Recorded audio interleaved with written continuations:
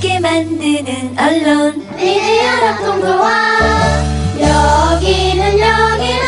여기는 국민TV. 함께 만드는 언론 미디어 협동조합. 여기는 국민TV.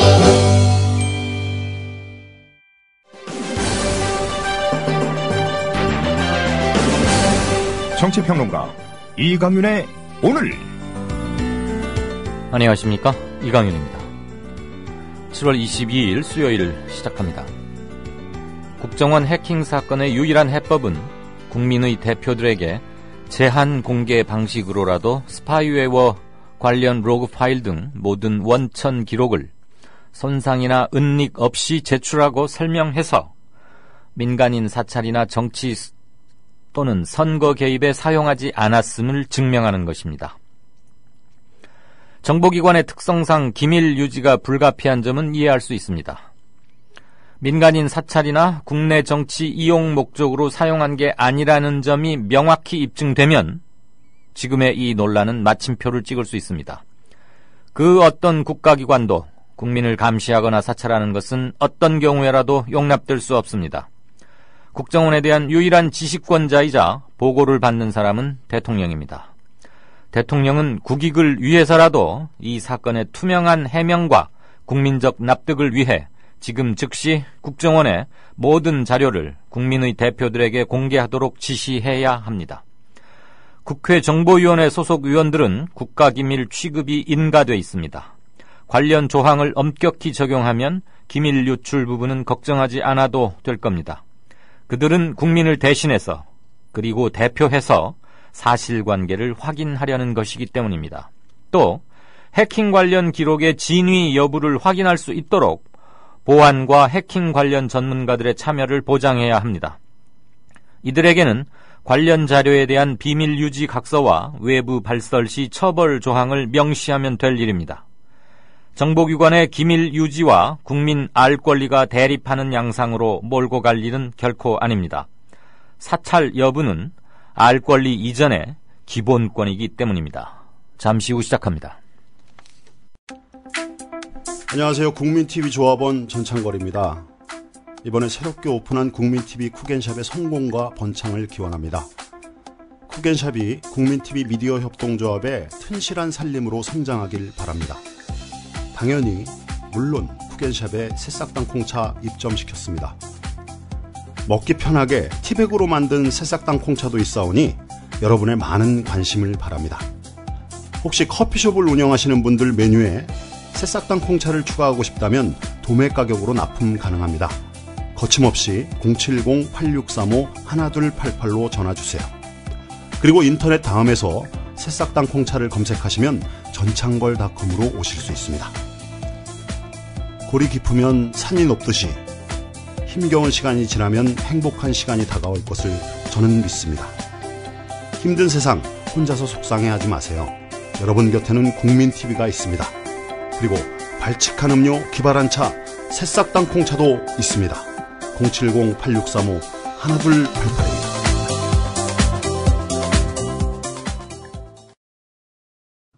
주 기자님, 지난 주말에 콘도 다녀왔는데 진짜 좋았대. 주 기자님은 콘도 회원권도 갖고 있나 봐요? 부럽다. 이번에 회원권 114 거래소에 의뢰해서 싸게 구입했다는데? 콘도 회원권은 비싸지 않아요? 회원권인데? 근데 이 콘도 회원권이라고 다 비싼 게 아닌가 봐. 회원권 114에 알아보니까 종류도 많고 다양한 상품들 엄청 많던데? 그러면 우리도 봄 여행 한번 알아볼까요? 콘도는 회원권 114에서 구입하고요. 02-544-6114번 02-544-6114번 회원권 114는 인터넷과 모바일 앱에서도 검색할 수 있습니다. 콘도 회원권 거래는 회원권 114 02-544-6114번으로 바로 전화해보세요. 뉴스 브리핑 받으실 시간이죠.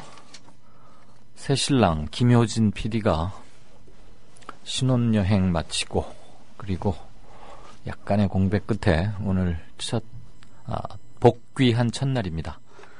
김효진 PD, 청취자분들께 간단한 인사 말씀 한번 해야죠. 네, 인사를 너무 여러 차례 계속 드려가지고 조금 민망합니다만. 아침 프로그램에서도. 그렇습니다. 예, 뭐 자꾸 등장을 해가지고 반갑습니다. 김효진입니다. 예, 감사합니다, 여러분들. 예, 이 정도로만 인사하겠습니다. 어서 오십시오. 아주 건강하게 그을려서 돌아왔습니다. 예, 죄송합니다. 너무 그을렸습니다. 자, 뉴스 브리핑 시작할까요? 예. 오늘 아침부터 뉴스 프로그램들에 투입되고 복귀하자마자 아주 부산하게 시작했는데 원래 능력이 뛰어나고 일을 적극적으로 즐겁게 신속하게 해내는 그런 장점이 있는 PD입니다. 제가 이렇게 언론계에 있는 후배들을 보면은 타입이 분류가 되는데 김효진 PD는 아주 꼼꼼하면서도 빠르다. 그런 점 참 좋습니다. 자, 자살한 국정원 임모 과장이 타고 갔던 마지막 차량 빨간 마티즈. 그렇죠. 그게 번호판이 흰색이다. 근데 이렇게 산속에 멈춰져 있는 거 보니까 또 녹색이다. 그래서 번호판 바꿔친 거 아니냐 이런 논란이 많고 국회에서도 그거 가지고 질문을 하고 그랬는데 경찰은 공식적으로 그걸 부인했죠. 그렇습니다. 일단 문제 제기한 내용부터 한번 보겠습니다. 새정치민주연합 전병헌 최고위원이 이거 먼저 들고 나왔더군요. 오늘 아침에 국회 최고위원회의에서 국정원 요원의 안타까운 죽음 이후 국민적 의혹이 더 커지고 있다면서 말씀하신 바로 그 의혹을 제기했습니다. 전병헌 최고위원은 2장의 사진을 내어 보이면서요. 국정원 요원이 번개탄을 피우고 자살한 장면을 담은 사진에서 마티즈 승용차의 번호판은 초록색이다.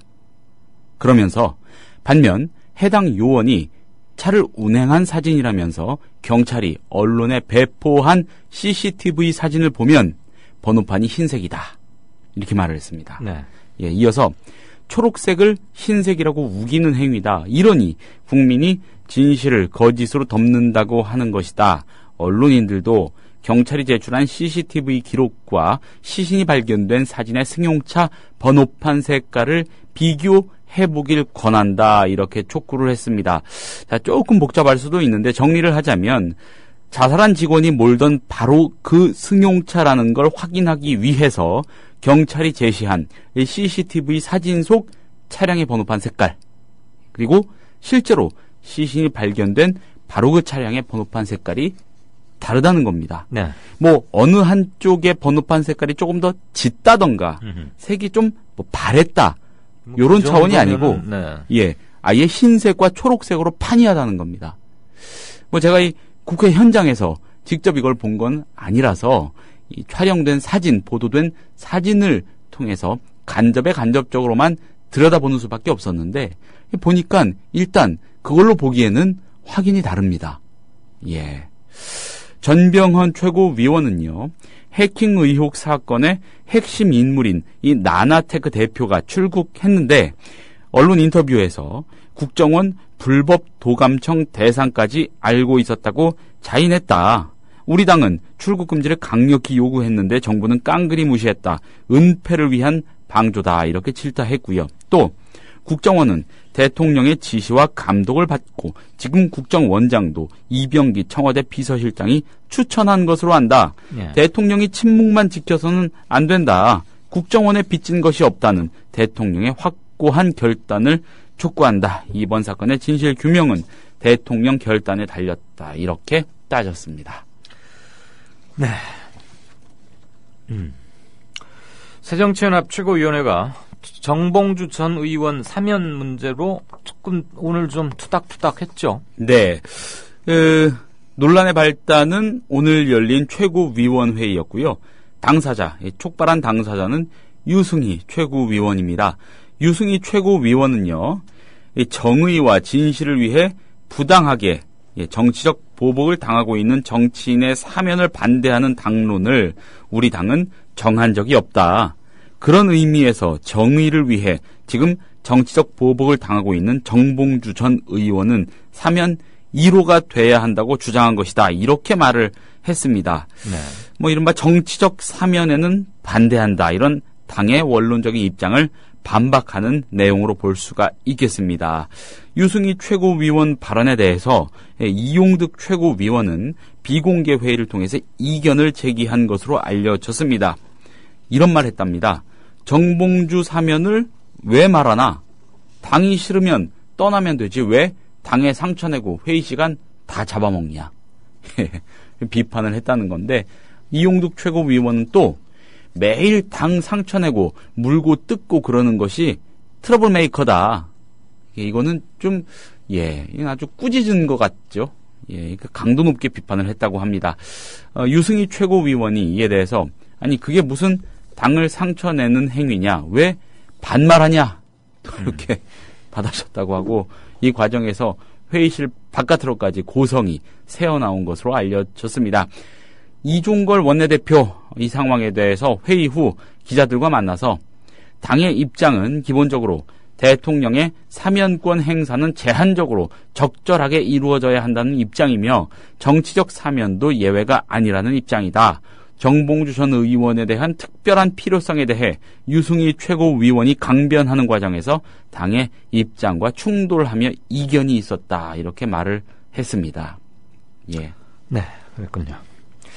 이게 그렇게 투닥투닥 할 사안이 아닌데 별거 아닌 거 가지고 자꾸 별거를 만드는 묘한 재주가 있습니다. 이런 재주는 빨리 버려야 하는데. 성완종 전 경남기업 회장으로부터 불법 정치자금 3천만 원을 받은 혐의로 기소된 이완구 전 국무총리. 오늘 재판이 열렸는데 혐의를 전면 부인했죠. 그렇습니다. 서울중앙지법 형사 21부 심리로 오늘 진행이 된 이완구 전 총리의 첫 공판 준비기일, 준비기일 굉장히 중요한 절차입니다. 여기에서 이완구 전 총리 측 변호인은 돈을 받았다는 공소사실 이거 부인한다 이렇게 밝혔습니다. 다만 이 전 총리가 성 전 회장을 만났는지에 대해서는 자료를 검토 중이라고 밝혔다고 하고요. 이 전 총리 측은 검찰 측에서 증거 목록에 포함한 증거들이 수사 과정에서 작성된 일체인지 의심이 된다. 제출한 것 외에 다른 증거들이 있으면 변호인들이 열람할 수 있게 해달라 이렇게 밝혔답니다. 이 전 총리 측은 특히 이 진술자들에 대해서는 여러 번 수사가 이루어졌던 걸로 아는데 기록상에는 한 개의 조서만 나와 있다면서 수사 과정에서 답변이 작성된 문서는 진술자 신빙성을 판단하는데 중요한 자료가 될 수 있으므로 열람해야 한다 이렇게 덧붙였습니다. 검찰은 이에 대해서 제출할 예정인 자료들은 거의 제공이 됐다. 열람 신청을 하면 수사기록 목록은 다 열람하도록 하겠다 이렇게 답을 했고요. 또 검찰은 이 성완종 전 새누리당 의원, 성완종 전 회장이 남긴 메모와 육성 파일을 비롯해서 자금 출처에 대한 증거를 제출했고 성 전 회장이 이 전 총리의 부여 선거사무소를 방문한 사실과 관련한 증거들 이것도 제출을 했습니다. 그랬군요. 자, 마크 리퍼트 주한 미국 대사를 습격한 혐의로 구속 기소된 김기종 씨. 결국 국가보안법 위반 혐의도 추가됐군요. 처음에 이거 적용하느냐 마느냐 가지고 말이 많았는데 그렇습니다. 결국은 국보법까지 적용을 했군요. 그렇습니다. 서울중앙지법 형사합의 25부 오늘 김기종 씨 속행 공판에서 공소장에 국보법 위반 혐의를 더하겠다는 검찰의 공소장 변경 신청을 허가했습니다. 검찰은 김 씨가 한미연합 군사훈련은 북침 전쟁 연습으로 중단돼야 한다는 북한의 입장을 확인하고 이에 동조해서 미국 대사에게 위해를 가했다 이렇게 주장을 했답니다. 검찰은 이어서 주거지 압수수색 결과 수사기록 등을 고려할 때 북한의 주장에 적극적으로 호응한 김 씨에게 국가 존립을 위험하게 한 혐의가 있다. 이렇게 추가 이유를 설명했답니다. 이에 대해서 이 김기종 씨의 변호인은 변론 종결을 앞두고 갑자기 공소장 변경을 신청한 이유를 모르겠다면서 부당한 공소권 남용이라고 주장을 했는데 그냥 재판부가 받아들였다니까 변호인 측의 주장이 기각된 것이겠죠. 그렇네요. 김기종 씨는 다들 잘 아시는 대로 지난 3월 5일 서울 세종문화회관 세종홀에서 열린 민족화해협력 범국민협의회 민화협으로 더 잘 알려져 있습니다. 여기가 주최한 조찬 강연회에서 흉기로 리퍼트 대사의 얼굴과 왼쪽 손목 등을 수차례 찔러서 상처 입히고 현장에서 붙잡혔습니다. 자, 김기종 씨 살인 미수, 왜곡 사절, 폭행, 업무방해 등의 혐의로 재판에 넘겨졌고 이후 수사기관 그리고 여권 일각에서 김 씨에게 국가보안법을 적용하려는 움직임이 끊이지 않았는데 결국 적용 못하고 재판에 넘기지 않았습니까? 끝내 공판 막바지 단계에서 이걸 추가로 적용한 겁니다. 검찰이요. 예. 자, 다음 뉴스 보죠. 박원순 서울시장이 지방재정 확충과 자치기구가 정원 자율권 강화를 위해 새정년 제1야당이 좀 힘을 써달라 이렇게 공식적으로 요청했어요. 그렇습니다. 지원을 좀 부탁하는 거죠, 지금. 예, 박 시장 오늘 국회에서 열린 새정치연합 최고위원회에 참석을 했습니다. 여기에서 중앙정부가 큰 가이드라인을 만들고 피부에 와닿는 작은 정책은 지방정부 갈 수 있도록 해줘야 한다. 그러면서 지방재정 주권과 자치기구 정원에 대한 자율권을 부여해달라고 지적을 했습니다. 박원순 시장은 지방재정 주권 강화 문제하고 관련해서 그동안 2017년까지 현 정부 기초연금이나 영유아 무상보육이나 국고보조사업 확대 때문에 이 시기까지 3조 4천억 이상의 추가적 재정 부담이 생기게 됐다. 현재 11%인 지방소비세 세율을 20% 이상은 올려줘야 해결이 된다. 이렇게 주장을 했고요. 또 이거하고 관련해서 국세하고 지방세 비율이 8대2인데 실제로는 4대6으로 지방이 더 많은 일을 하고 있다. 5대5까지는 안 되더라도 7대3, 6대4라도 되어야만 진정으로 지방자치가 제대로 될 수 있다고 생각한다. 이렇게 덧붙였습니다. 박 지장은 이어서 민선자치 20주년을 맞으면서 자치와 분권 대한민국 발전사회 이런 하나의 큰 주춧돌을 놓기 위해서 반드시 필요한 조치다. 당에서 적극적으로 나서달라. 이렇게 주문을 했고요. 박원순 시장의 이런 행보를 두고 그동안 정치인보다는 행정가로서의 면모를 강조하면서 중앙정치 무대와 거리를 살짝 두어온 그가 당 현안에 적극적으로 목소리를 내면서 존재감을 드러내려고 한다. 이런 분석이 뒤따릅니다. 메르스 국면에서 저돌적인 행보로 차기 대권 레이스에서까지 두각을 나타냈던 박 시장. 그것 때문인지 아무튼 그 이후로 보폭을 조금씩 더 키우고 있는 거 아니냐. 이런 분석도 나온 것 같습니다. 네. 그런 관측도 충분히 가능은 하죠. 예. 자, 새정년이 사무총장직 폐지 이후 5개 본부장 체제로 전환하면서 그 본부장들 인선 다 마무리했죠. 누구누구가 어느 자리로 갔습니까? 새정치연합 오늘 최고위 아까 말씀드린 대로 열었는데 당 조직을 사무총장제에서 본부장제로 개편함에 따라 이 5개 본부장과 정책위 의장 인선안을 의결했다고 유은혜 대변인이 브리핑에서 밝혔습니다. 새정치연합은 당 인사와 자금을 담당할 총무본부장에는 사무총장직 폐지로 조기 사퇴한 삼선의 최재성 의원, 그리고 당 조직을 담당하는 조직본부장은 호남 출신 재선 의원인 이윤석 의원을 기용했습니다. 안규백 전략홍보본부장과 홍종학 디지털 소통본부장 유임됐고요. 신설된 민생본부장엔 재선의 정성호 의원이 발탁이 됐습니다. 자, 문재인 대표와 이종걸 원내대표가 충돌했던 대목이죠. 정책위 의장직.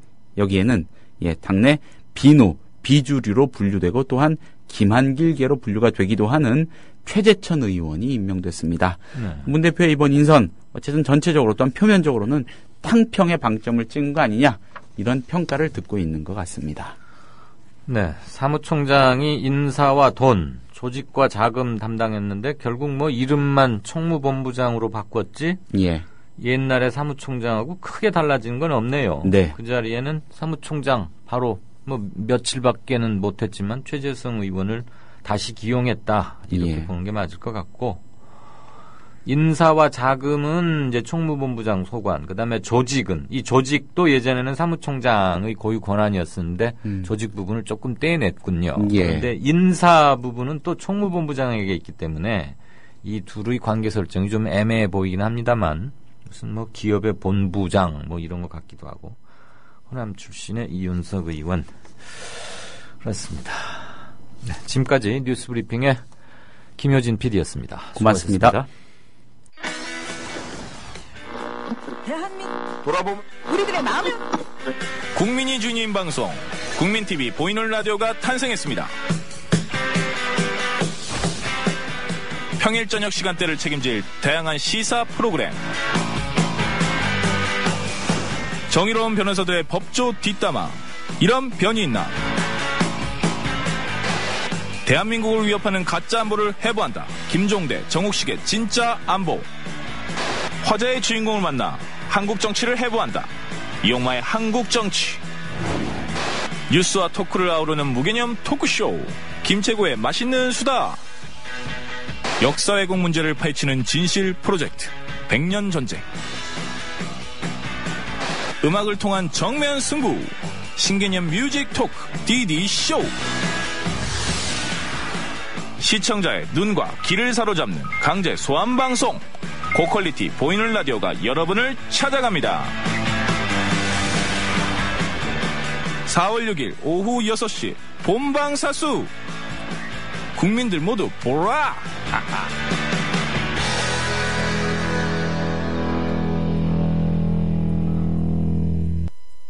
네, 4시 51분, 52분 되어갑니다.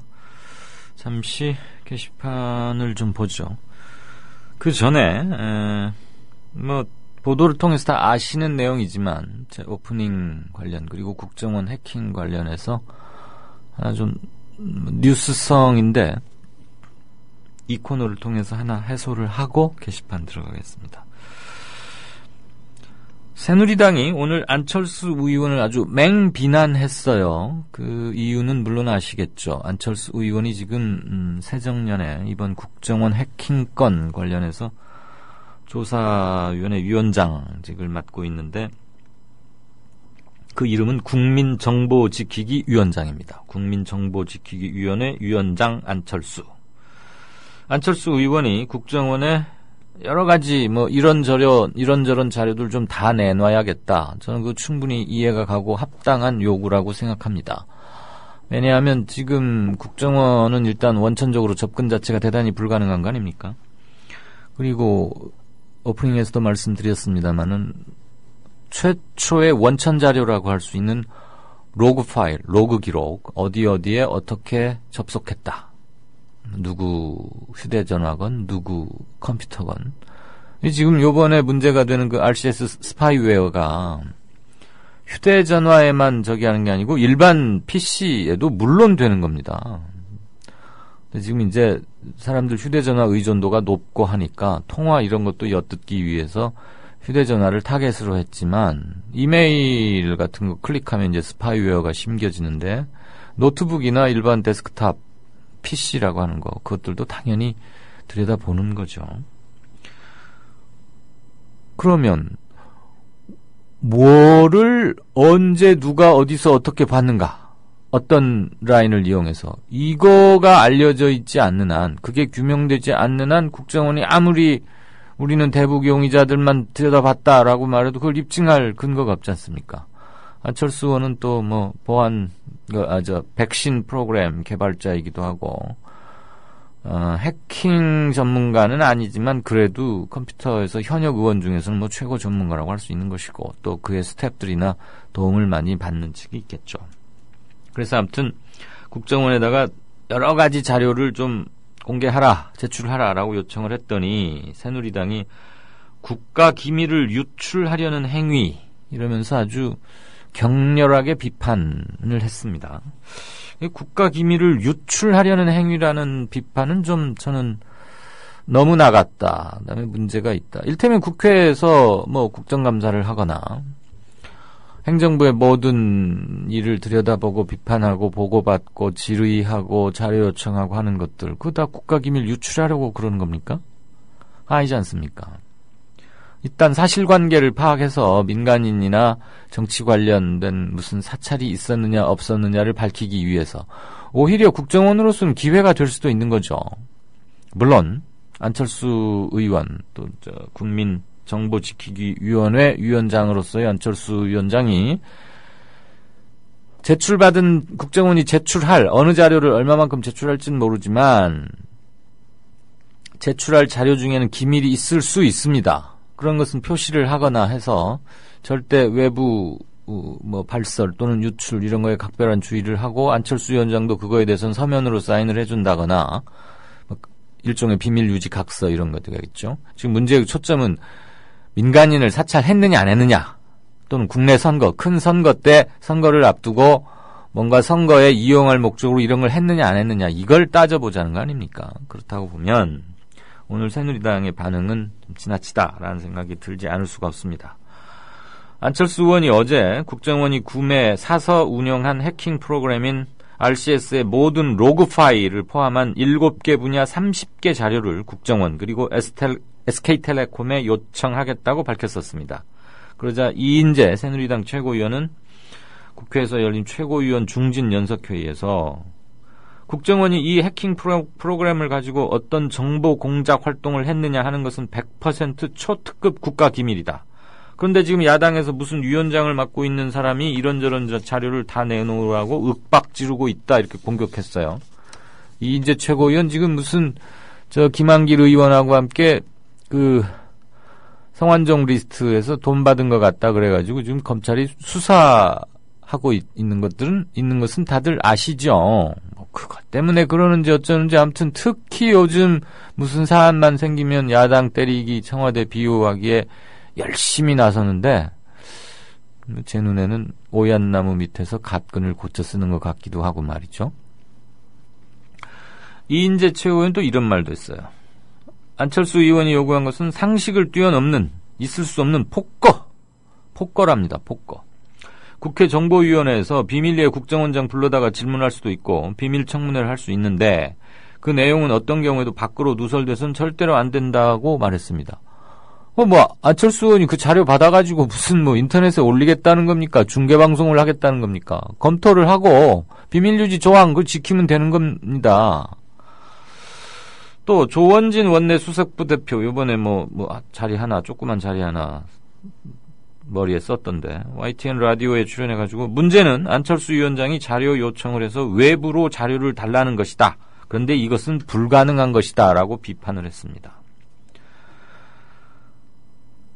가서 보든 국회의원 개개인은 헌법기관이고요. 제출받아서 열람을 하고 돌려줘도 되는 거고 복사 방지 그런 프로그램도 다 있는 것이고 어쨌거나 자료를 본다는 데 중요한 것이지 자료를 요구한다 그러면 안철수 의원 방 또 국민정보 지키기 위원장 그 방으로 바리바리 싸들고 오라는 건 꼭 아닐 거 아닙니까? 아무튼 가서 접근 및 열람 및 확인과 추가 요청 그다음에 질문에 대한 답변 이런 거가 확보되는 게 관건 아니겠습니까? 그런데 이거를 굉장히 협의로 해석해가지고 이렇게 아주 날석에 막 비판을 해대고 있습니다. 새누리당이 왜 지금 이 국면에서 대국민 사찰 개연성으로 보면은 민간인 사찰도 충분히 가능하거든요. 외국에 있는 어떤 인사도 다 들여다봤지 않습니까? 그때 몽골에 있는 무슨 변호사 어디 외국에 있는 어떤 사람 다 봤단 말이에요. 그러면 한국에 있는 어떤 사람을 뽑는 것도 충분히 기술적으로 가능했다는 거 아닙니까? 그 스파이웨어가. RCS라고 리모트 컨트롤 시스템은 그냥 일반 명사죠. 일반 명사. 원격으로 제어나 조정이 가능한 시스템인 것이지 그 프로그램은 고유 명사는 아닐 텐데. 요즘도 왜 그 집에서 컴퓨터 하다가 잘 안 되고 그러면은 삼성전자 같은데 1566에 몇천 번인가? AS 센터 이렇게 전화하면은 고객님 원격으로 접속을 해서 리모트 컨트롤로 자기가 해도 되겠습니까? 라고 묻습니다. 그러면 예 라고 동의하면 많이들 경험해 보셨을 거예요. 저는 컴맹이어서 그런지 고장나면은 그거 많이 이용했었는데 그쪽에서 이렇게 저절로 해가지고 커서도 움직이고 뭔 자료도 이렇게 해보고 프로그램 꼬인 거 있으면 삭제도 하고 제거도 하고 추가 설치도 해주고 그겁니다. 그거 이제 내가 동의를 해서 하는 거고요. 지금 이 RCS는 기본적으로 원리는 같은데 아무도 모르게 사람 꼬시는 스파이웨어 하나 심어놓고 그걸 클릭하면 그게 컴퓨터 어딘가에 탁 탑재가 돼서 또는 휴대전화에 어딘가에 딱 탑재가 돼서 이제 그 휴대전화 안에서 일어나는 모든 일을 동시에 본다. 그런 얘기죠. 그러니까 RCS가 없던 게 툭 튀어나온 것도 아니고 구매 프로그램 고유 명사도 아닐 텐데. 굉장히 큰 문제입니다. 이것은 알 권리 이전의 기본권 침해 여부니까요.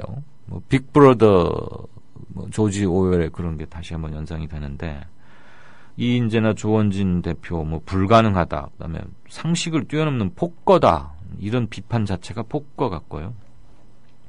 조원진 원내대표가 또 수석부대 이런 말도 했어요. 로그에 있는 모든 자료를 새정년 특유에 내라는 건데 국가안보 사항과 관련된 자료를 외부로 유출할 수 없다. 지금 상황에서 바깥에 있는 특유의 자료를 제출하라는 것은 상식적으로 맞지 않다. 뭐 지금 이인재 의원이나 비슷한 얘기입니다. 또 이런 자리에 안 빠진 하태경 의원 KBS 인터뷰에서 민간 전문가를 참여시켜 검증하겠다는 것인데 국가기밀을 공공연하게 유출하겠다는 범죄 행위를 하겠다고 자기가 선언하는 것이다. 이렇게 비난했습니다. 하나만 알고 둘은 모릅니다. 국회의원들 언제부터 비밀 취급 인가증 받습니까? 국회 정보위원회로 배정받으면 원래 이 사람들은 타고날 때부터 나라에서 이맛박에다가 귀하는 기밀 취급해도 좋습니다라고 찍어줍니까? 아니면 그 사람들은 왕후 장상의 시가 따로 있듯이 유전자에 뭐가 기밀 취급 이런 게 박혀 있습니까? 천만의 말씀입니다. 선거에서 당선돼가지고 상임위 배정하다가 정보위원회로 가면 거기서 서약하고 각서에 사인하면 그냥 기밀 취급 인가를 얻게 되는 거예요. 민간 전문가가 참여를 해야죠. 왜냐하면 국정원이 제출하는 자료가 이게 전부 단지, 일부인지 아니면 좀 손질이 돼 있는 건지, 응? 첨삭이 이루어진 건지 아닌지를 안철수 의원도 봐서 알지 모를지 모르겠지만 안철수 의원은 그나마 좀 컴퓨터에 밝은 사람이라고 치고 나머지 사람들이 봐서 어떻게 알겠습니까? 그럼 여야가 각각 추천하는 전문가들 다 대동해가지고 몇 명으로 딱 해서 그것까지 합의를 하고 그 사람들한테 기밀 유지 조항 받고 외부 발설 시 조사에서 당신이 발설한 것으로 나타나면 엄한 벌로 책임을 묻겠다. 이렇게 하면 되는 거죠. 국회의원들 기밀 취급 인가 그거 별걸로 갑자기 시험 봐서 딴 겁니까? 그거 아니지 않습니까?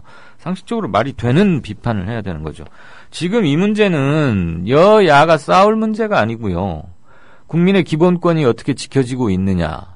그다음에 대한민국의 국가정보기관이 국제적으로도 이거 참 망신살 뻗칠 수 있는 대목이기도 하거든요. 그런 차원에서 그러니까 국익과 진정한 의미의 국익과 누구도 침해할 수 없는 신성불가침한 권리인 기본권 이 두 가지를 전제로 깔고 접근해야 합니다. 무엇보다도 대통령의 결정이 시급하다고 봅니다.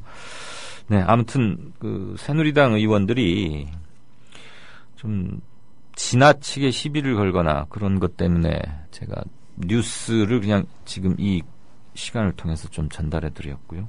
이재향님 마침 아주 좋은 말씀으로 화답해 주시네요. 남북 정상회담 대화록 유출은 기밀이 아니고 대국민 감시한 자료는 기밀이란 말이냐? 맞습니다. 이거야말로 기밀이었죠. 남북 정상회담 대화록. 그렇네요. 이 한마디면 될 텐데 저는 너무 길게 말씀드렸습니다. 치우지하님, 재발절인 도둑이 적반하장하는 격입니다. 관제 언론이 퍼뜨려주고 50에서 80세 되시는 분들 잘 속으니까 덮으려고 발광하는 거죠. 신월동 빡빡이님, 새누리당의 국가기밀 유출 주장은 사건이 일어난 집에 현장 조사를 하려고 현관문 비밀번호가 뭐냐라고 물으니까 집안에 있는 물건을 훔쳐가려 한다고 입에 거품 무는 집주인 꼴이네요. 기가 막힌 비유십니다.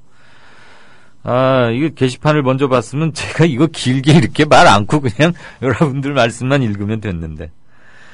예, 고맙습니다. 신월동 빡빡이. 아주 비유와 압축 능력이 탁월하십니다. 제가 좀 많이 배워야겠습니다.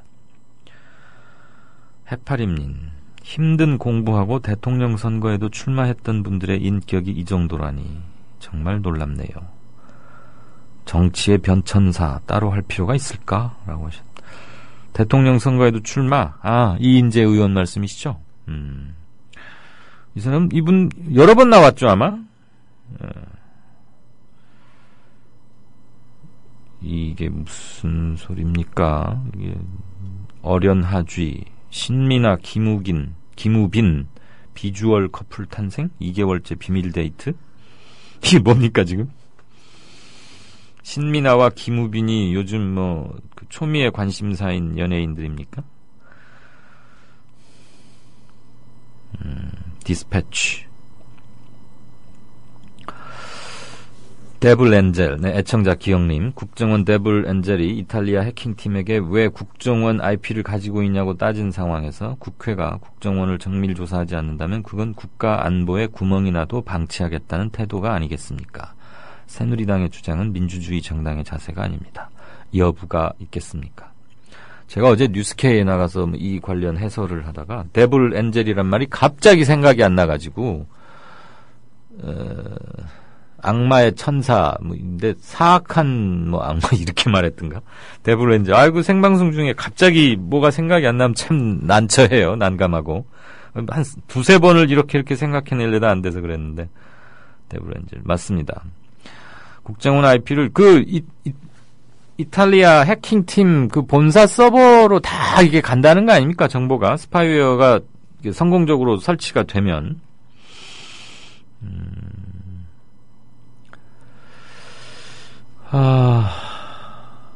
다름과 닮은님 조합 관련 최근에 현안에 대해서 견해를 주셨는데요. 저한테 죄송하실 사안은 전혀 아닌 것 같고 이걸 제가 낭독을 하거나 언급을 구체적으로 하지는 않겠습니다. 관심 있는 분들은 아마 많이들 보셨을 것 같고요. 제법 길게 그리고 논리 정연하게 글을 주신 점은 대단히 감사합니다. 조합원이 아닌 청취자분들도 당연히 있기 때문에 이것을 제가 공식적으로 언급하지 않는 점에 대해서는 다름과 닮음님께서 좀 양해를 해주실 것을 부탁드립니다.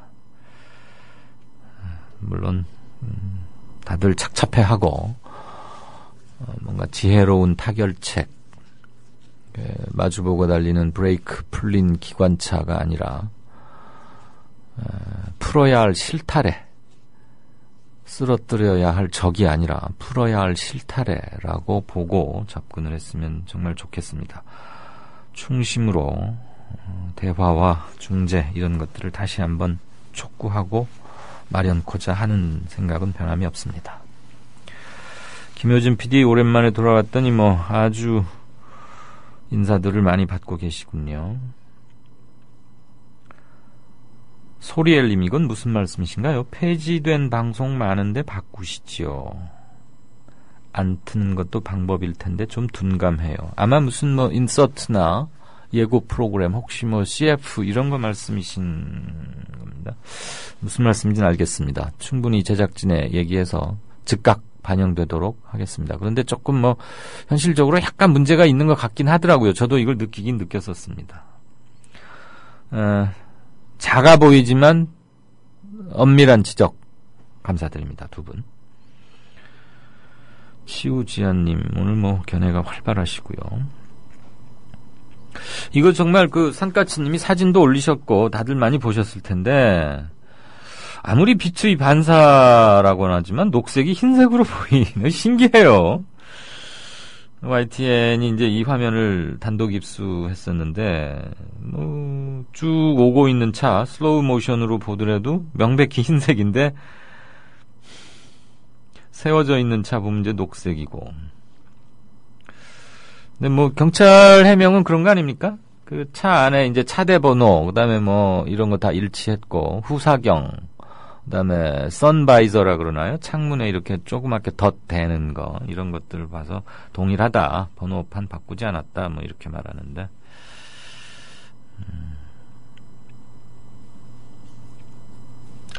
워렌 버핏 67조 경제 브리핑 해주시는 분이기도 하죠. 유승희 최고위원은 노래도 부르고 대표 사퇴도 요구하고 정치인 사면 등 여성이라고 최고위원 당연직 1명 배정했는데 자질이 조금 좀 그래 보인다. 이런 얘기를 하셨군요.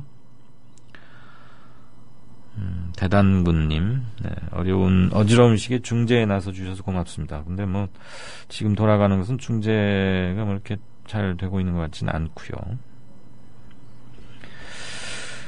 네, 어떤 얘기들도 좋습니다. 그리고 오늘 진짜 인터뷰에 매실 분은 세월호 특위 안전사회 소위원장 맡고 있는 박종훈 변호사님입니다. 지난번에 한번 설이었나요? 언제 1시간 30분을 통으로 터서 인터뷰를 상세히 한번 한 적이 있습니다.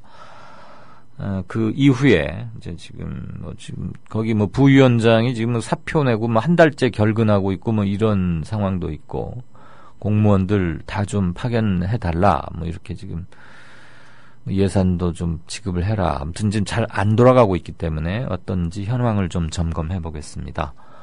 세월호 꼭 특이 활동이 아니더라도 관련되는 것 어떤 것이든 좋습니다. 견해 남겨주시면 충분히 다 반영하겠습니다. 진짜 인터뷰에 샵 인터뷰라고 해서 견해나 질문 많이들 올려주시기 부탁드립니다. 조선일보가 일제에 벌이는 거룩한 전쟁에 참여하라고 해서 내 학도병으로 지원했다가 죽을 뻔했다우. 6.25 때 조선일보가 국군이 연전연승하고 있다고 해서 넋놓고 있었죠. 근데 밤새 인민군이 서울을 함락시키고 후퇴할 때는 남편을 잡아갔어요. 진작 피난할걸. 조선일보에서 외환 위기는 없다며 설레발 떨었는데 그걸 바보같이 믿었어요. 그래서 사업이 실패했습니다. TV조선에서 황선 신은미가 북한을 지상 낙원이라고 했다는 보도를 보고 폭탄을 던졌어요. TV조선이 거짓 보도를 한 건데.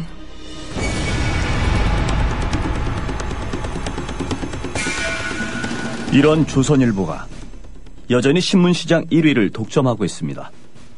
조선일보 같은 족벌신문, 수구 기득권 세력의 대변 매체에 집중된 언론 권력을 시민에게 돌려주자는 운동. 이게 바로 미디어 협동조합 운동입니다.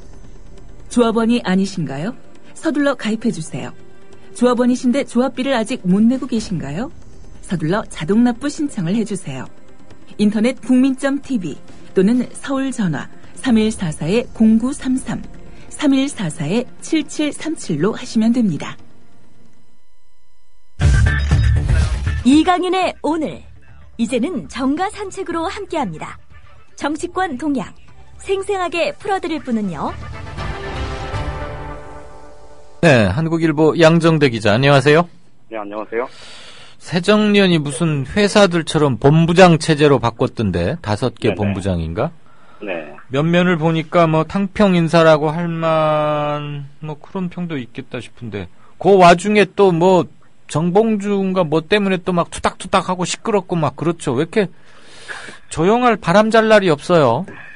아마 오늘 5개 본부장 체제 전환 이후에 이제 인사를 두고 사실은 굳이 따지면 이 비주류 쪽 3명, 범친노, 주류 쪽 2명, 이런 얘기가 나오면서 명실상부한 탕평 인사다.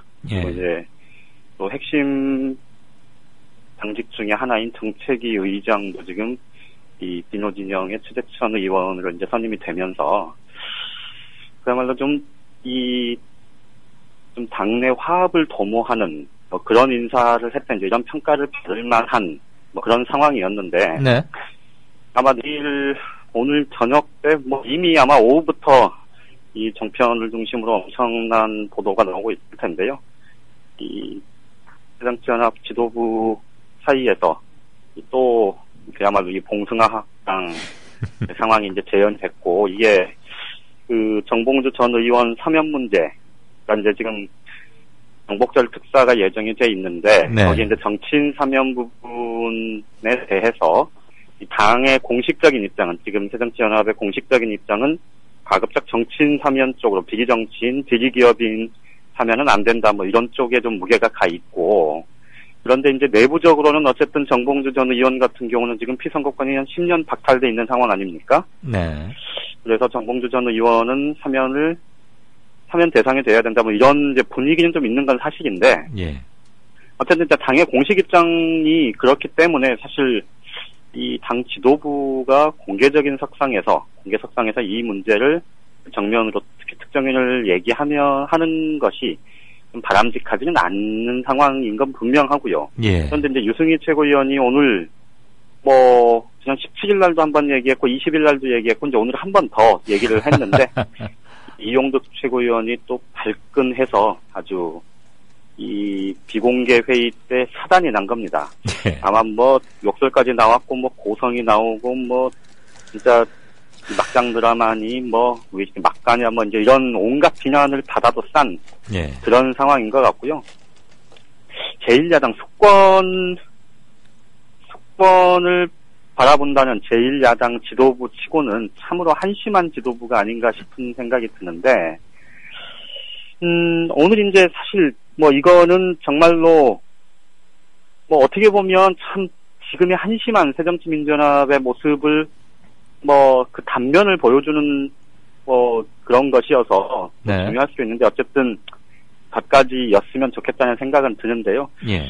그 새정치연합 지도부의 면면이 참으로 한심하다는 걸 좀 새삼 확인한 계기였던 것 같고요. 네. 오늘 좀 조금 이제 주목해 볼 대목이 하나 있었는데 바로 그 문재인 대표가 자신의 SNS에 국민과 당원께 드리는 글이라고 해서 올렸던 내용입니다.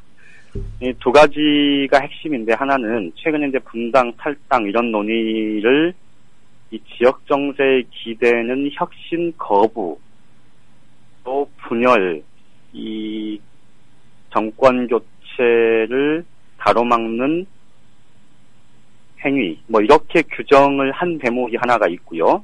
그리고 또 다른 하나는 이제 내 임기가 총선까지이고 이 총선 결과에 내가 책임을 지겠다는 뜻을 분명히 선언을 한 대목, 이 두 가지가 좀 눈에 띕니다. 그동안에 이제 당내 워낙 뭐 당 안팎에서 이 혁신위 활동이 본격화하면서 분당 탈당 논의, 탈당 뭐 이런 얘기들도 지금 본격적으로 나오고 그러면서 당이 굉장히 좀 어수선한 상황 아닙니까? 그러면서 전체적으로는 이 문재인 대표의 지도력 혹은 이 당 장악력, 또 정치력 이런 것들에 대해서 이런저런 비판들이 굉장히 많이 지금 쏟아지고 있는 상황인데, 그리고 오늘 더더군다나 나름 고심 끝에 탕평 인사를 했는데 이 또 당 지도부 사이에 사단이 벌어지면서 그것마저 지금 뭐 놀림거리가 될 판인데, 어쨌든 문재인 대표가 이제 본격적으로 좀 자기 의중을 네. 자신의 생각을 좀 분명하게 밝혔다는 점에서 네. 앞으로 문재인 대표가 진짜 이제 당을 좀 제대로 추스리고 장악해 나가겠다, 지도력을 발휘하겠다, 정치력을 보여주겠다는 그런 취지가 읽힌다는 점에서는 좀 의미가 있어 보입니다. 네. 한 가지 이제 이와 관련해서 오늘 그 아까 이제 5개 본부장 체제 뭐 회사 같다고 말씀을 하셨는데요. 예. 어쨌든 오늘 본부장 면면을 보면 이 최재성 직전 사무총장이 이제 총무본부장이 됐고요. 이 가장 눈에 띄는 인사가 사회자께서는 누구라고 생각하시는지 모르겠는데, 네.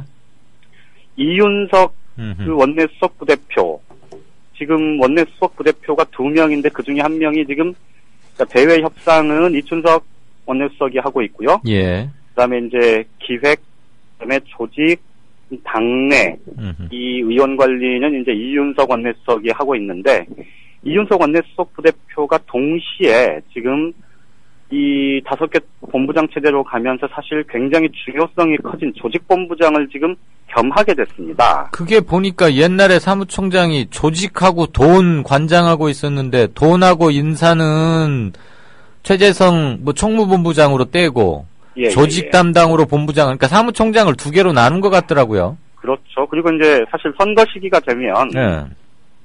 내년 총선을 지금 이제 9개월 정도 남겨둔 상황이니 사실 조직본부장의 역할, 비중이 굉장히 큰 상황이거든요. 그렇죠.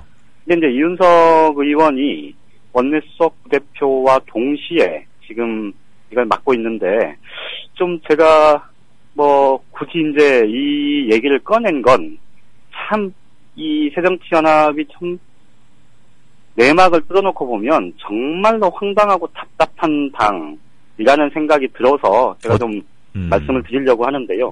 들어봅시다. 지금 새정치민주연합 소속 의원이 130명 아닙니까? 네. 새누리당은 의원이 160명인데, 네. 원내수석 부대표를 2명 둔 사례가 없습니다. 그런데 새정치연합은 지금 원내수석 부대표를 2명을 뒀는데 그 2명을 둔 이유가 뭔지 명확하게 설명된 적이 없습니다. 예. 두 명 자체가 그렇게 큰 문제가 될까요?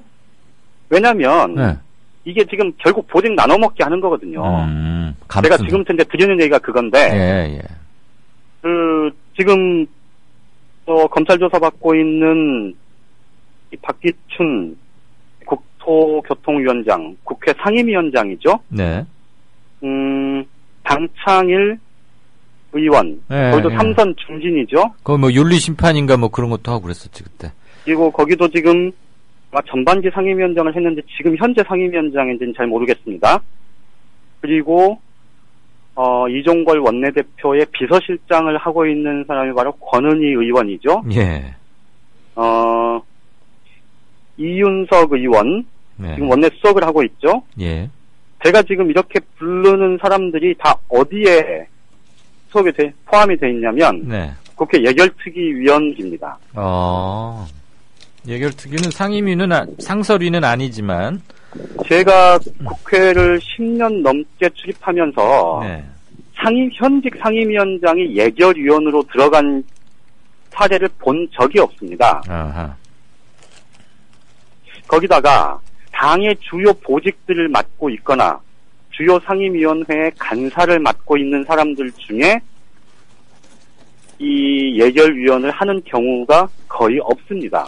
네. 왜냐면 이 예결위원이라는 거는 결국은 특히 이제 내년 총선을 앞두고 있는 상황에서 4년차 예결위원회는 사실 경쟁률이 전통적으로 굉장히 세거든요. 예, 예산 따내려면은. 그렇죠. 자기 지역구 예산 뭐 이런 부분도 있고 그래서 사실은 어느 때보다도 내년 총선을 앞둔 상황이라 전략적인 배치가 필요하거든요. 그래서 네. 상임위별로도 지역별로도 안배가 분명히 필요한 그런 자리인데 네.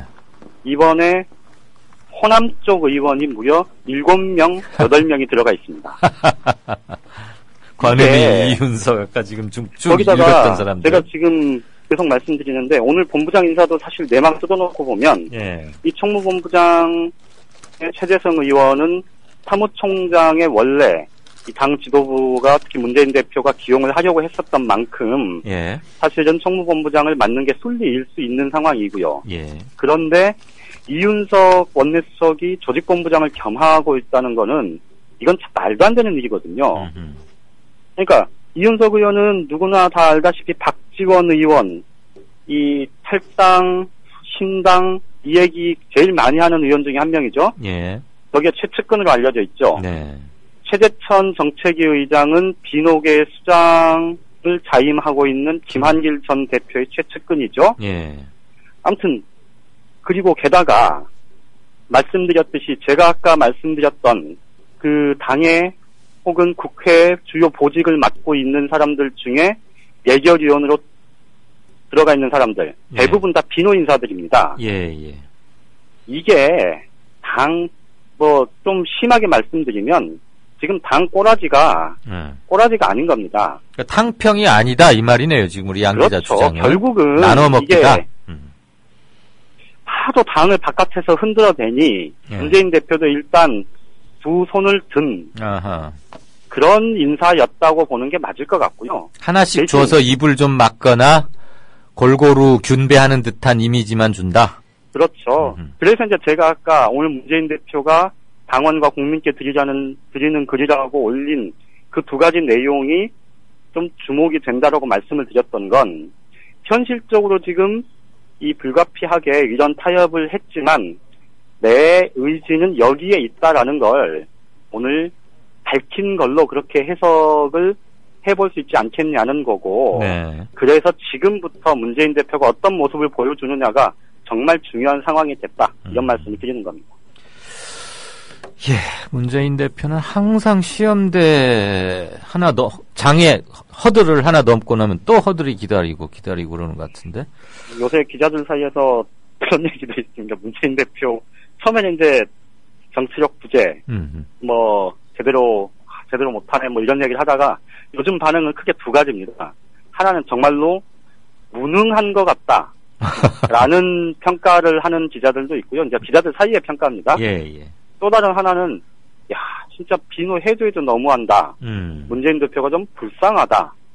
뭐 이제 이런 얘기를 하는 사람들도 있는데 네. 어쨌든 오늘 문재인 대표가 당원과 국민께 드리는 글에서 밝혔던 그 두 가지가 정말로 그에 따른 의지대로 자신이 실천을 할 수 있을지가 지금부터 정말 문재인 대표에 대한 평가에 중요한 잣대가 되지 않을까 싶네요. 알겠습니다. 야당에 대해서 아주 보약이 될 쓴소리를 해주시는 건 아주 고맙고, 근데 혹시라도 그 야당에 대한 신랄한 비판이 애정에 기초한 비판이라는 점은 청취자분들께서도 좀 그 행간을 읽어서 양지를 해주셨으면 하는 바람이고, 봉숭아학당은 지난번에 1타는 김태호 주연, 유승민 파동 때 새누리당사에 가서 찍었더니 2타는 이제 세정den에 와서 찍었네요, 오늘. 원래 본편은 전에 정청래, 주승용 두 의원이 누구도 흉내낼 수 없는 정말. 그리고 또 노래 부른 저기도 있고. 그렇죠. 예. 거기다 노래까지 불러가지고. 예. 오늘 또 그분이 또 활약을 했던 것 같고. 예. 이용득 한국노총 출신 의외로 다혈질이더라고요. 의외인가요? 딱 보기에도 다혈질인데. 인상이. 자, 아무래도 지금 최고의 이슈이자 현안은 국정원 해킹 논란입니다. 오늘 새누리당, 네네. 그리고 정부, 청와대, 당정청 회동이 이제 유승민 쫓겨나고 나니까 가동이 이제 되는데, 아무래도 네네. 해킹 논란 이거에 대해서 얼마나 심도 깊을지는 모르지만 대응책이나 얘기는 오가겠죠, 당연히? 그렇습니다. 지금 공개적으로 아마 나중에 이제 브리핑을 할 텐데, 예. 공개 브리핑의 핵심은 두 가지일 겁니다. 하나는 이제 추경안 처리 문제. 예. 추경안 처리가 시급하고 그러니 지금 24일 여야 합의를 지켜달라. 그래야 이 정부가 제대로 이 추경을 통해서 경제 활성화를 도모할 수 있다. 이런 이제 주장을 하리라는 건 안 봐도 그냥 뻔할 것 같고요. 네. 그다음에 또 하나는 이제 아마 구체적인 얘기까지 나오기는 어려울 텐데 내부적으로 논의는 좀 심도 깊게 할 게 이제 아마 광복절 특사 관련한 문제일 겁니다. 네. 그러니까 이 특사는 어쨌든 정치적으로 파장이 있을 수밖에 없으니까. 근데 이제 대신 지금 청취자분들도 다 아시겠지만 이 헌법상 대통령의 사면 권한은 특히 이제 일반 사면하고 특별 사면 두 가지잖아요. 그렇죠. 그런데 지금까지 일반 사면이 이루어진 경우는 거의 없습니다. 일반 사면이 이제 국회 동의를 필요로 하는 거고, 특정한 이제 제목을 지정해서, 예를 들어서 도로교통법 위반 혐의자에 대해서 사면한다, 이런 식으로 그렇게 가는 건데, 이거는 이제 국회 동의가 필요하기 때문에, 사실은 사면을 받은 국민들 입장에서는, 그러니까 여당 사람들 말인데요, 이게. 이 대통령한테서 이 사면을 받았다 이렇게 잘 인식을 하지 않는다 그럽니다. 네. 그러니까 국회가 동의해서 이제 최종적으로 결론이 나는 거니까. 예. 그래서 대통령이 이 통치 권한의 하나인 이 사면권 행사를 특별 사면으로 한다. 이제 이런 얘기들이 많은데 어쨌든 이번 같은 경우는 이제 제일 핵심 중에 하나가 바로 이 기업인들하고 이제 정치인들 사면 관련한 부분일 텐데 그 범위를 두고 여러 가지 생각이 많을 수밖에 없을 겁니다. 이 두 가지 부분에 대해서는 아마 이제 공식 브리핑이 나올 테고요. 국정원 해킹 의혹과 관련해서는 사실 지금 아직까지는 전에도 말씀드렸지만 구체적으로 누구를 들여다봤는지에 대한 그런 얘기들이 아직 본격적으로 나오고 있지는 않은 상황이기 때문에 이 정부 여당 입장에서는 공세적으로 문제 없다. 가서 현장 조사해보고 이 국정원이 삭제된 파일 100% 복원할 수 있다고 하니 그걸 들여다보면 되는 일 아니냐. 네. 이렇게 주장을 하지만 네. 지금 누구나 합리적으로 의심하듯이 누구를 들여다봤는지 이게 한 명, 두 명이라도 한두 사례라도 나오기 시작하면 사실 상황이 걷잡을 수 없이 번질 가능성이 높지 않습니까? 뇌관이 바로 폭발하는 거죠, 그건. 그렇죠. 그래서 이제 오늘 언론 보도를 보면 이 한겨레신문과 경향신문이 이 나나테크의 두 대표이사하고 각기 이 인터뷰를 했는데 내용이 다르잖아요. 예. 서로 주장하는 바가. 예. 이 정도로 지금 정리가 쉽게 되기는 어려운 상황일 거고, 그래서 여권 내에서도 이 문제가 번지지 않도록 상황 관리를 어떻게 할 것인지에 대한 논의는 좀 분명 아주 광범위하게 이루어질 수밖에 없을 것 같습니다. 네. 이제 가장 중요한 대목 중에 하나가 그래서 내일부터 지금 여당 입장에서는 이 오늘 당정청 회의 결과를 갖고 당에서 이제 어떤 식으로 이 상황을 좀 끌어갈 건지에 대한 논의가 있을 텐데, 이게 이제 지금 추경안 처리하고 지금 시점이 지금 비슷하게 지금 맞물려 있는 상황 아닙니까? 네. 그러다 보니까 오늘 뭐 전반적인 논의는 이루어지되 그 구체적인 이 새누리당을 통해서 이 정부 여당의 이 공식적인 입장들이 좀 이제 여론전으로 이 치환되는 그 시점은 아마 다음 주, 그러니까 추경안 처리 이후가 될 텐데요. 어쨌든 내부적으로는 지금 얘기 들어보면요, 지난주에도 말씀드렸지만 가장 핵심적으로 누구를 들여다봤는지가 나오기는 어려울 거다라고 판단을 해서 좀 자신감을 갖고 좀 아주 공세적으로 문제를 제기하고 있는데, 그래서 야당에 대해서 아주 공세적으로 나오고 있는데, 내부에서는 한두 사례라도 나올 수 있다는 그 가능성을 열어두고 정보위 차원에서 어쨌든 좀 서둘러서 이 상황을 좀 매듭짓자, 이런 주장들을 한다고 합니다. 네. 그래서 오늘 이 당정청 회동에서 특히 이 청와대 쪽에서 어떤 시그널이 나오는지가 가장 중요할 것 같은데, 그 부분이 좀 오늘 내일 확인이 될 수 있을지는 잘 판단이 서진 않는데요. 어쨌든 오늘 가장 중요한 현안 중에 하나, 이 국정원 해킹 의혹과 관련한 부분이 될 것만은 분명해 보입니다. 오늘 내일 사이에야 나오기가 좀 힘들지 않을까 싶어요. 그러니까 아마 구체적인 혹시 얘기가 있더라도 아마 말씀드렸듯이 지금 추경안 처리 문제가 맞물려 있어서 말씀하신 대로 그렇게 되기는 좀 쉽지는 않을 것 같긴 합니다. 아무튼 국정원은 대통령께만 보고하고 대통령으로부터만 지시를 받는 기관이니까, 그렇죠. 이건 대통령이 결단을 내려서 모든 기록을 제한 공개로, 그러니까 국회 대표라거나 몇몇 비밀 취급인가, 그다음에 각서 같은 걸 받고 이렇게 해서 빨리 해결하자, 그거 말고는 방법이 없을 것 같아요. 근데 과연 기술적으로 어디까지 밝혀서 민간인 사찰이나 정치 사찰을 하지 않았다는 것을 확실히 입증해낼 수 있을까? 과연 그 점은 좀 어려워 보이긴 합니다만, 이럴수록 대통령 역할이 중요한데 모르쇠로 그냥 가만히 있어버리니까 참 답답합니다. 다음번부터는 어느 당이 됐건 봉숭아학당 소식은 안 들었으면 좋겠어요. 저도 마찬가지입니다. 이거 참 기사 쓰기도 뭐하고 안 쓰자니 그렇고 말이죠. 알겠습니다. 오늘 지금까지 정가산책 한국일보 정치부의 양정대 차장이었습니다. 고맙습니다. 예, 고맙습니다.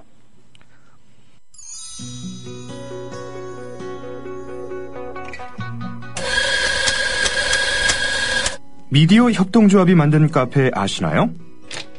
어서오세요. 국민카페 오네오입니다. 공정한 가격으로 확보한 품격 높은 재료로 정성을 다해 여러분을 모시겠습니다. 커피 나왔습니다. 맛있게 드세요. 지식이 있고 공감이 있는 강연이 있고 즐거움과 행복이 넘치는 공연이 있는 공간. 서울 마포구 월드컵로 37 웰빙센터 지하 1층 국민카페 오네어로 여러분을 초대합니다.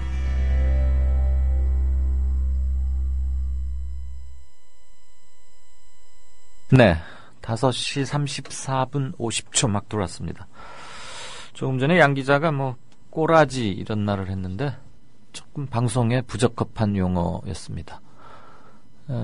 팟캐스트라고 말을 함부로 해도 된다, 그렇게 생각해서 한 건 아니었을 거고요.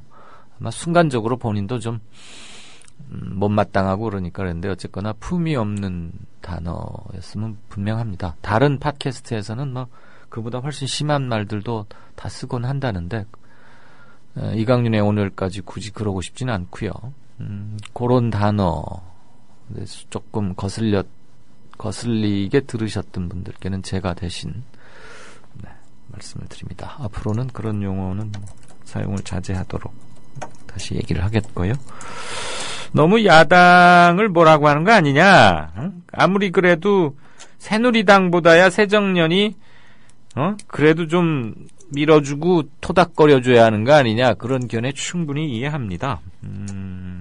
기자들이라는 게 또 사안별로 접근하고 이런 게 있어서 어느 한쪽만 편식하려고 하는 태도는 뭐 좋지 않다는 건 여러분들도 동의하시겠지만 들으시는 순간 조금 거스를 수도 있는데 좀 한 걸음 떨어져서 기자들은 왜 저걸 저렇게 보나 뭐 요런 것을 관찰하는 그런 기회나 시간으로 삼으셔도 어떨까 하는 생각이 좀 듭니다.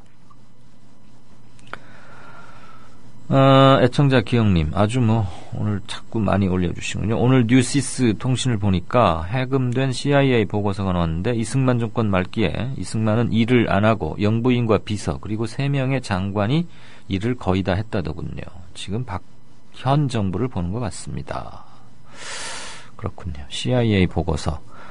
얼마만큼 객관적으로 정확하게 기술하고 작성했느냐 이런 문제는 있을 텐데 정권 말기에 이런 정도는 충분했으리라고 봅니다. 프란체스카 여사 그리고 내무장관 최인기 내무장관이죠. 그다음에 이기붕 부통령 그랬을 것 같고 정권 교체만이 살 길이다. 항상 느끼는데 언제부터인지 우리들도 국민 TV를 비롯한 진보 언론들 말이에요. 새누리보다는 새정년을 좀 한심하게 좀 우습게 이렇게 보거나 묘사하는 듯하다.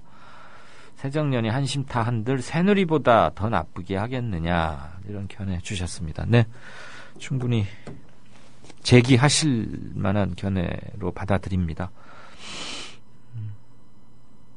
잘 참고하겠습니다. 또 이제 새누리를 비판하기보다는 새정년을 비판하기가 더 쉬워서 그런 건지 어쩐지는 모르겠는데 아무튼 좀 그런 경향이 있더라라는 거고. 오늘 있은 새정년 인사를 두고 이제 보직 나눠 먹기가 된 원인은 뭐냐? 이러면서 신월동 빡빡이님은 한 걸음 더 들어간 질문을 주셨습니다. 이거 같이 반영을 했더라면 좋았을 텐데 양 기자하고 인터뷰를 하느라고 미처 이걸 못 봤네요. 안철수 김한길 공동대표 사퇴부터 박영선 비대위 대표 사퇴까지 있었던 당 20% 밑에까지 떨어진 지지율을 최근 30%에 근접시키게 끌어올린 건 문재인 아니냐 뭐 이러면서 보직 나눠 먹기가 된 이면도 좀 바라보자라는 제언으로 접수하겠습니다. 꼬라지가 뭐니 방송이 좀 허접해지는 느낌이다라고 화가 난다라는 닉네임 주신 분. 네, 좋은 지적이시고 당연히 이건 조심했어야 하는 부분입니다.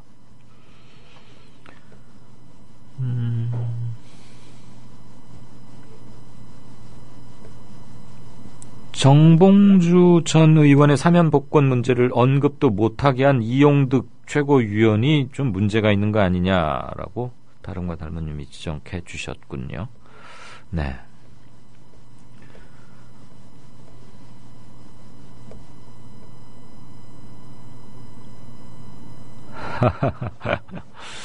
양정대 기자가 문재인 대표를 좀 애정어린 비판이나 보약 섞인 비판이 아니고 은근히 디스하는 것 같다. 이렇게 봄범님이 말씀하셨더니 몇 분께서 나도 좀 그런 것 같다고. 양 기자가 일부러 특정인을 교묘하게 디스하거나 그러지는 않으리라고 저는 믿습니다. 보기에 안타까워서 그러지 않나 싶고요. 로니님, 새정년의 혁신이 도대체 뭘 혁신한다는 건지 좀 답답하다 이런 인사. 어떤 분께서 스텔론인가? 실베스터 스텔론. 오늘은 지금 연지연 곰탕 강화대교 입구에 있다면서요. 여기에서 이강윤의 오늘을 듣고 계신다고. 감사합니다. 여기 저도 한번 꼭 가보고 싶은 데인데 강화대교면은 맘먹고 한번 가야죠. 꽤 멀어서. 장작을 이렇게 쌓아놓아서 쭉 장작을 패서 쌓아놓으신데 아마 이걸로 그 곰탕을 이제 지지근한 불로 오랫동안 울궈내는 푹 고와서 내놓으시는 모양이죠. 좋습니다. 서산 간장게장의 노을빛 바다라는 것도 멋있고요. 거기 레스토랑도 있는 모양이군요. 언제 한번 여기 가야겠습니다. 자, 요거 하나 보고 인터뷰 들어가죠. 사진 관련 공부를 했던 학생 입장에서 말씀드립니다. 이러면서 변현주 사랑해 님이 견해를 주셨는데, 그 국정원 임과장이 탄 문제 그 마티즈 빨간 차량 번호판이 흰색처럼 보이는 건 가능합니다. 더군다나 CCTV 화질도 나쁘고 난반사, 어지럽게 막 교란되면서 반사되는 거 있죠. 그 난반사 때문에 그럴 수 있습니다. 세정연 쪽에서는 빨리 자동차 블랙박스나 다른 CCTV를 확보하는 게 더 좋을 것 같습니다. 그리고 번호판 색깔 관련해서 공개적으로 문제 제기를 하고 나왔는데, 만약에 국정원이나 경찰이 다른 CCTV를 공개해서 만약에 그 번호판이 초록색이면 완전 똥볼 차는 격입니다. 이번 번호판 논란은 공론화시키는 타이밍이 좀 좋지 않군요. 이랬군요. 크리에이티브님은 색깔 문제보다는 차의 뒷번호판은 CCTV에는 길다랗게 얇고 길다란 신형 번호판으로 보이고, 현장에 찍은 주차되어 있는 차량 그것을 찍은 사진에는 이렇게 짧고 좀 더, 그러니까 가로는 짧고 세로는 좀 긴 옛날 번호판, 이게 더 문제가 아닌가 싶다, 이런 말씀을 주셨습니다. 아무튼 번호판 가지고는 논란이 되었던 건 사실입니다. 근데 뭐 경찰이 서둘러서 공식적으로 부인을 해버렸기 때문에 말이죠. 자, 아라비아 숫자 7님께서 국민TV 뭐 성장통인 것 같은데 잘라내버려야 할 실타래가 아니라 풀어야 할 실타래 아니냐 그랬고, 선만님께서는 맞습니다라고, 빨리 조속히 해결되기를, 그리고 조속한 해결보다는 진정한 봉합, 융합, 화학적 결합의 계기도 삼아달라, 그런 염원이 담겨있는 것으로 받아들이겠습니다. 네, 인터뷰 시작하죠. 지금 여러분께서는 정치평론가 이강윤이 진행하는 이강윤의 오늘을 듣고 계십니다. 이강윤의 오늘은 팟캐스트 포털 팟빵에서 다시 들으실 수 있습니다. 의견과 건의가 있으시면 게시판에 남겨주세요. 네, 진짜 인터뷰입니다. 세월호 특유의 안전사회 소위원장 맡고 계시는 박종훈 변호사님 연결했습니다. 위원장님 안녕하십니까? 네, 안녕하세요. 박종훈 변호사입니다. 네, 그때 무슨 특집으로 90분간 긴 인터뷰를 했었는데요. 예, 맞습니다. 그날 그 백팩이라고 그러나요? 젊은 친구들처럼 이렇게 탁 메고 오셔서 아주 인상 깊었습니다. 조곤조곤 차분차분하게 말씀해 주시고, 오늘 그 이후 상황, 현재의 세월호 특위 어떻게 돼가는지 이런 것들 좀 여쭙겠습니다. 네네. 부위원장 맡고 있는 조대환 여당 추천 케이스인데 검사 출신이기도 하죠. 네네. 사표를 낸 겁니까? 무단 결근입니까? 뭡니까? 그분이 이제 어떤 언론에는 사퇴를 했다고 하는데요. 현재까지 특조위에 사퇴서를 제출한 바는 없고요. 네. 지난 6월 26일부터 결근을 계속하고 계실 뿐이죠. 그래서 특조위로 다시 돌아오실지 사퇴서를 내실지는 아직까지 가늠하기는 어렵고요. 다만 들리는 말에 의하면 이제 정부 여당 쪽에는 사퇴하겠다는 의사를 표시한 것으로 그렇게 알고 있습니다. 네, 그러면 말이죠. 네. 거기도 엄연한 국가기관인데 네네. 부위원장이 사표를 사의를 표하거나 직접 공식적으로 사표를 작성해서 제출할 대상은 위원장인 것이지 왜 여권에다가 그런 말을 흘리고 다닌답니까? 정정당당하게 이석태 네. 위원장한테 내야 되는 거 맞지 않습니까? 네네. 그러니까 공식적으로는 그 세월호 특조위에 위원장께 내는 게 맞고요. 아마도 그런데 이제 특조위의 성격상 정부 여당 쪽에 추천을 받았으니 네. 그쪽과 협의를 하는 게 필요하다고 아마 그렇게 예. 판단하신 것 같습니다. 네. 결근이 너무 긴 거 아닙니까? 6월 26일부터면 지금 한 달 다 되어 가는데 네, 무슨 그런 기강이 없는 국가기관이 있습니까? 네. 물론 이제 이게 일반 직원 같으면 예. 지금 직장을 이탈했으니까 당연히 징계를 해야 되는 상황이지만 그러나 정무직 공무원의 경우에는 예. 그렇게 할 수 있는 규정이 없고요. 그리고 이제 특조위 자체가 지금 상임위원들도 그렇고 비상임위원들도 그렇고 5 영역에서 이제 지명 또는 선출되어 가지고 온 거기 때문에 네. 그 행동에 대해서 자체적으로 제재를 가하기는 어렵습니다. 그래요? 네. 그거 정무직 공무원 하면 좋은 거네요. 저도 그것 좀 어떻게 해봐야겠네요. 장기간 그러니까 결석해도 장관이 이제 장기간 결근하면 네. 임명권자인 대통령이 이제 뭐 해임을 한다거나 뭐 그럴 수는 있겠지만 네. 그렇다고 해서 징계위원회 회부해가지고 뭐 다르게 하기는 어려운 거죠. 네. 이건 교육상도 별로 안 좋아 보입니다. 지금 거기 할 일이 태산 같은 데인데 네. 여당 추천, 야당 추천을 떠나서 왜 저 뭐 유가족 편만 은근히 들려고 하더라, 시민단체 편에만 들려고 하더라. 좋아요. 만약에 그런 지적을 한다면 조대원 부위원장 역시 정부 여당 측의 편만 들려고 하지 말고 진짜 진상규명 활동이나 열심히 해야지 말이에요. 큰 감투는 네. 차고 앉아서 저 일터에도 안 나오고 돌아다니면서 언론 플레이나 하고 뭐 대한민국 검사 출신이 뭐 그런 사람이 있는지. 제가 좀 흥분했죠? 미안합니다. 예.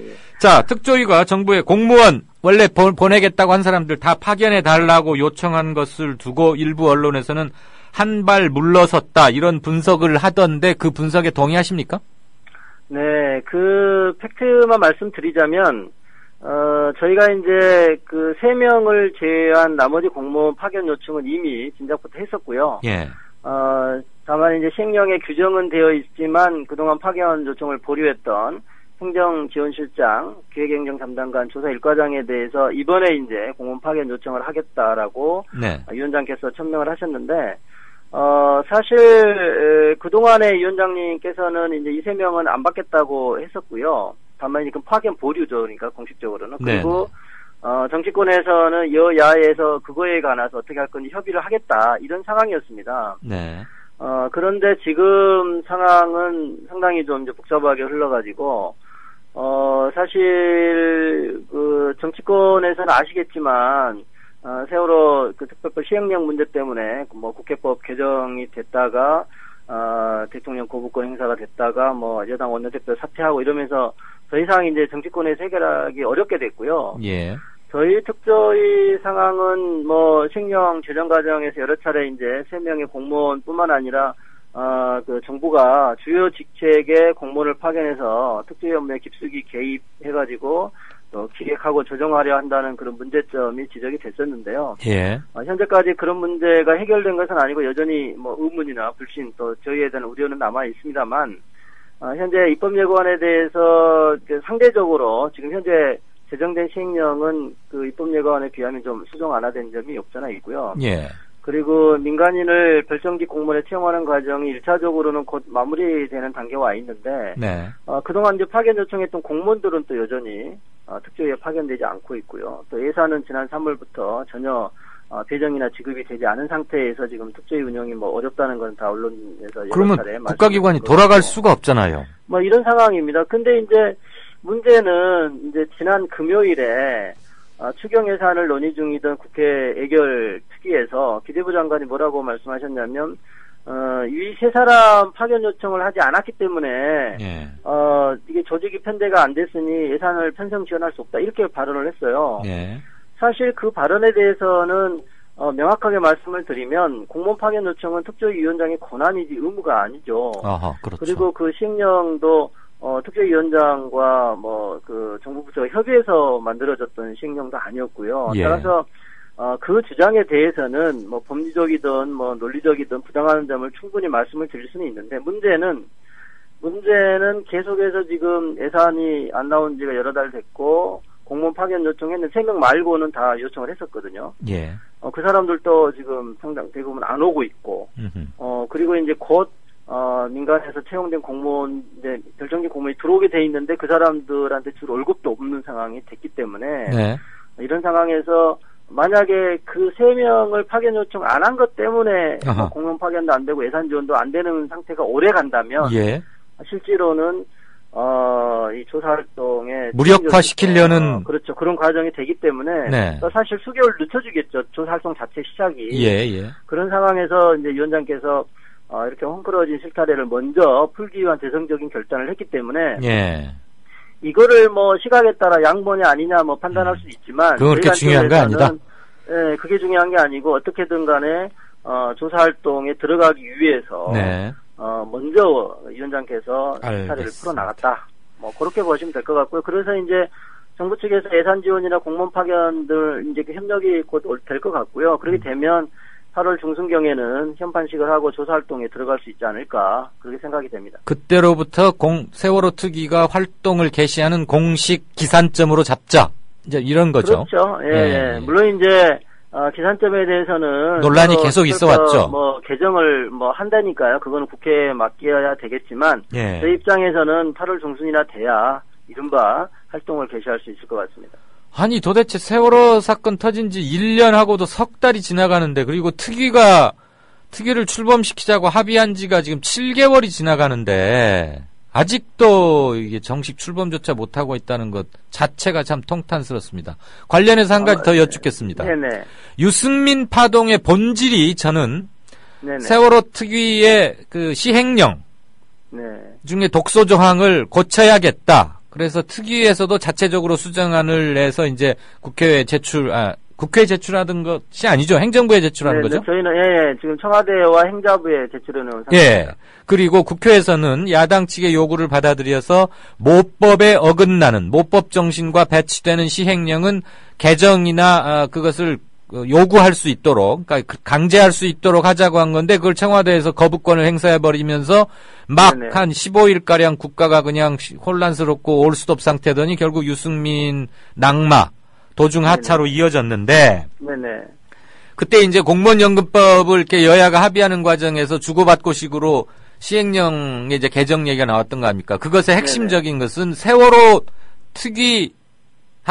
특별법 시행령이라고 적시하지는 않았지만 실질적으로는 그것을 지칭하는 것이라는 것은 세상이 다 아는 거였는데 맞습니다. 네. 이렇게 돼버리고 나니까 시행령을 국회 차원에서 입법부 차원에서 특별법의 정신에 맞게 고치려는 것도 난망해졌고 네. 자동 폐기됐으니까 그다음에 지금 특위회에서 청와대와 안전행정부에 내놓은 것도 지금 그쪽에서 간합을 해줘야 쉽게 말하면 네네. 그쪽에서 그냥 거부해버리면 또 안 되는 거 아닙니까? 네네. 그러면 독소조항을 아는 채 세월호는 지금 빠르면 4달 중순쯤에 현판식을 가질 예정이라고 하셨는데 그 독소조항 시행령을 그대로 수정하지 않은 채 특위는 활동을 시작하게 되는 겁니까? 그러니까 이제 그 어떤 분들은 이거 완전하게 독소조항이 제거된 다음에 해야 되지 않겠냐 이제 이런 말씀을 하십니다. 네. 그 말씀에도 물론 일리가 있죠.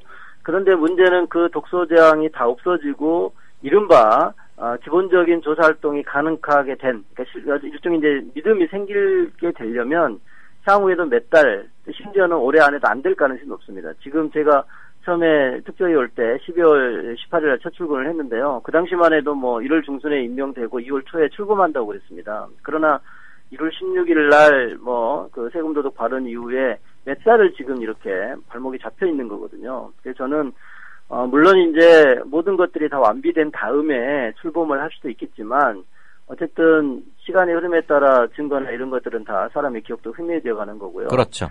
또 가족분들도 너무 지금 기다림에 지쳐 계시기 때문에 예. 저희로서는 이제 일종의 중용의 길을 택하는 거죠. 어쨌든 조사 활동을 할 수 있는 인적 물적 기반을 갖추자. 예. 그리고 나서 독소적인 부분은 여전히 저희가 시행령 개정안을 내놨고 정치권에도 특별법 개정이나 시행령 개정을 계속 지금 이야기를 하고 있기 때문에 그거는 그거대로 가고 그리고 우리도 준비를 통해서 조사를 해야 되겠다. 그런데 아시겠지만 지금 현재 상임위원 5명하고 어쨌든 파견 공무원 10명 예산 하나도 없는 상태에서는 사실상 활동을 하기 어려운 상태입니다. 그래서 네. 저로서도 사실은 날마다 출근하고 날마다 지혜를 모으고 상임위원들 앉아서 회의를 하지만 실제 선발에 대해서 조사 활동을 못 하고 있는 거거든요. 네, 네. 그런 점에서 저희가 이제 정책적인 결단을 하게 된 거죠. 조사 예. 활동을 할 준비를 하자. 그리고 여전히 독소조항은 독소조항대로 또 따로 논의를 하는 거죠. 네. 투트랙으로 가자.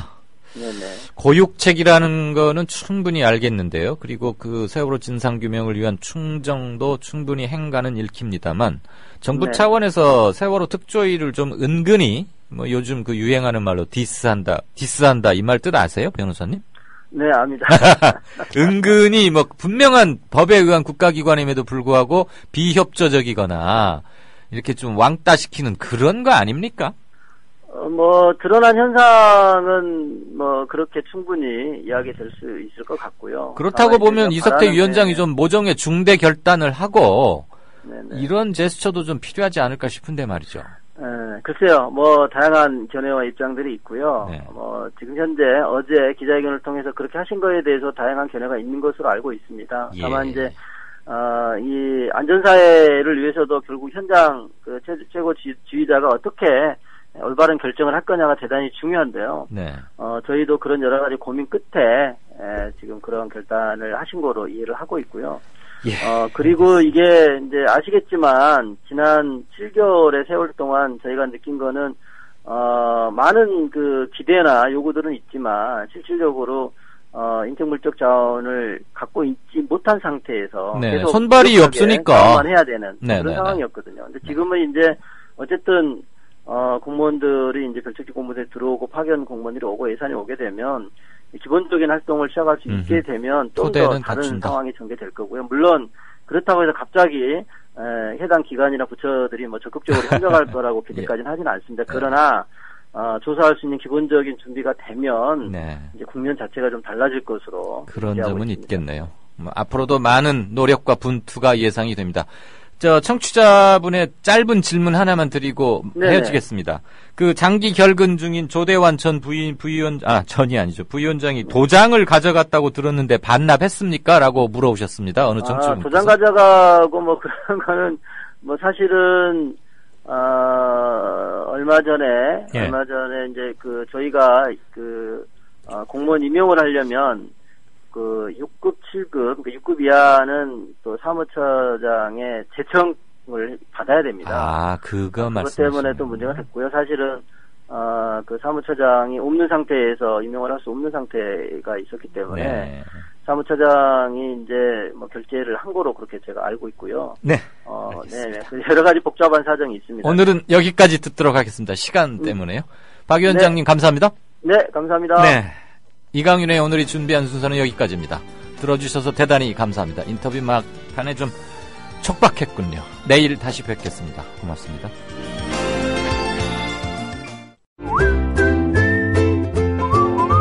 국민라디오 팟캐스트 응원하는 가장 쉬운 방법 아시나요?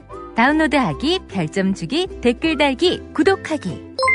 국민라디오 팟캐스트 널리 알리는 가장 쉬운 방법. 다운로드하기, 별점 주기, 댓글 달기, 구독하기. 기억하세요. 다운로드하기, 별점 주기, 댓글 달기, 구독하기.